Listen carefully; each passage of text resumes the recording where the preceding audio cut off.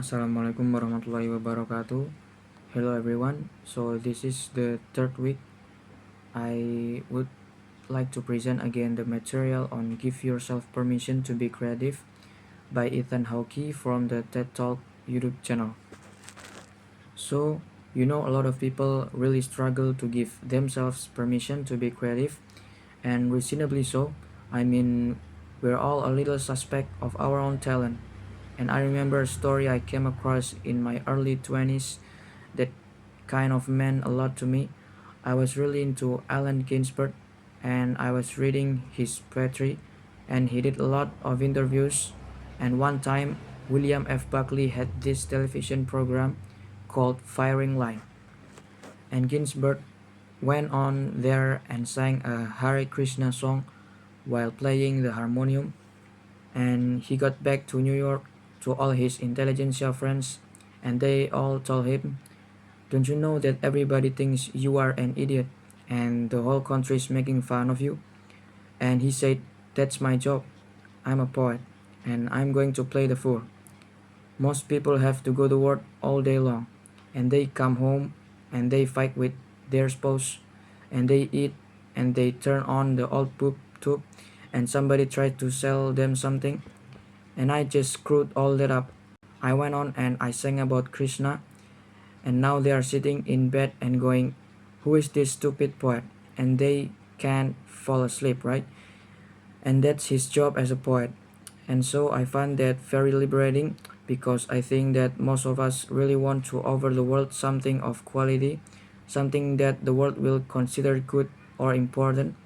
And that's really the enemy, because it's not up to us whether what we do is any good. And if history has taught us anything, the world is an extremely unreliable critic. So you have to ask yourself, do you think human creativity matters? Well, most people don't spend a lot of time thinking about poetry, right? They have a life to live and they are not really that concerned with Allen Ginsberg poems or anybody's poems until their father dies. They go to a funeral, somebody breaks your heart, they don't love you anymore, and all of a sudden you're desperate for making sense out of this life. And has anybody ever felt this bad before? How did they come out of this cloud? Or the inverse, something great? You meet somebody and your heart explodes. You love them so much, you can't even see straight. You know you are dizzy. Did anybody feel like this before? What is happening to me? And that's when art's not a luxury. It's actually sustenance. We need it, okay? Well, what is it? Human creativity is nature manifests in us. We look at the aurora borealis. I did this movie called White Fang when I was a kid, and we showed up in Alaska, and you go out at night and the sky was like rippling with purple and pink and white, and it's the most beautiful thing I ever saw. It really looked like the sky was playing. Beautiful. You go to Grand Canyon at sundown. We know that's beautiful, but fall in love, your lover's pretty beautiful. I have 4 kids. Watching them play, watching them pretend to be a butterfly or run around the house and doing anything, it's so beautiful. And I believe that we are here on this star in space to try to help one another. And first we have to survive, and then we have to thrive. And to thrive, to express ourselves, well, here's the rub. We have to know ourselves. What do you love? And if you get close to what you love, who you are is revealed to you and it expands. For me, it was really easy. I did my first professional play. I was 12 years old. I was in a play called Saint John by George Bernard Shaw at the McCarter Theatre, and I was in love. My world just expanded, and the profession has never stopped giving back to me, and it gives back more and more, mostly, strangely, through the characters that I've played. I've played cops, I've played criminals, I've played sinners, and the magic of this over lifetime, over 30 years of doing this, is that you start to see that my experiences, me, is not nearly as unique as I thought. I have so much in common with all these people, and so they have something in common with me. you start to see how connected we all are. My great grandmother, on her deathbed, she wrote this little biography in the hospital, and it was only about 36 pages long. And she spent about 5 pages on the one time she did costumes for a play. Her first husband got like a paragraph. Cotton farming, of which she did for 50 years, gets a mention. 5 pages on doing these costumes. And I look, my mom gave me one of her quilts that she made, and you can feel it. She was expressing herself, and it has a power that's real.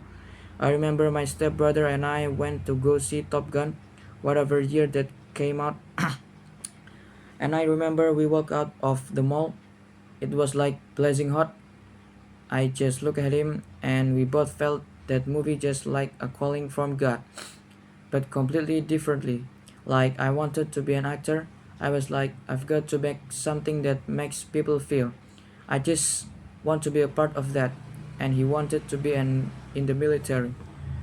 That's all we ever did was play FBI, play army man, play knights, and I like pose with my sword, and he built a working crossbow that you could shoot an arrow into a tree.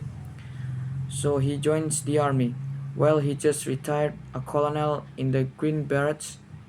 He's a multi-decorated combat veteran of Afghanistan and Iraq. He now teaches a cell camp for children of fallen soldiers. He gave his life to his passion. His creativity was leadership, leading others, his bravery to help others.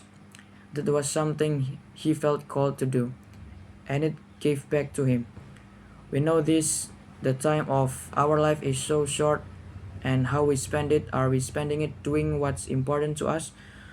Most of us not. I mean, it's hard.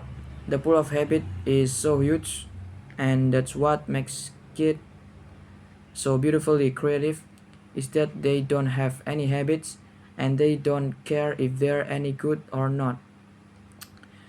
They're not building a sandcastle going, I think I'm going to be a really good sandcastle builder.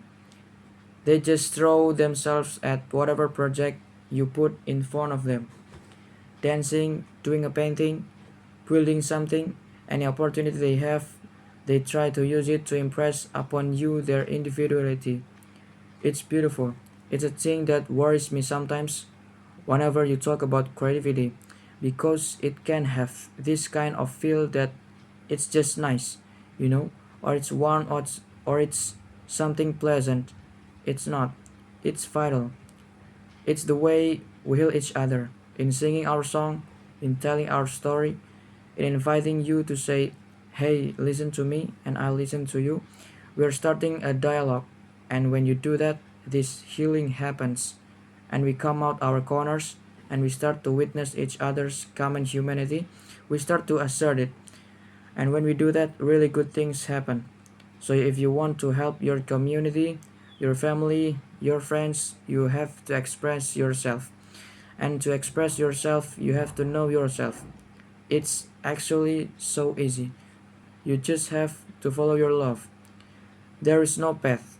There is no path till you walk it. And you have to be willing to play the fool. So don't read the book that you should read. Read the book you want to read. Don't listen to the music that you used to like. Take some time to listen to some new music. Take some time to talk to somebody that you don't normally talk to. I guarantee if you do that, you will feel foolish. That's the point. Play the fool. Okay guys, thank you for watching. Assalamualaikum warahmatullahi wabarakatuh.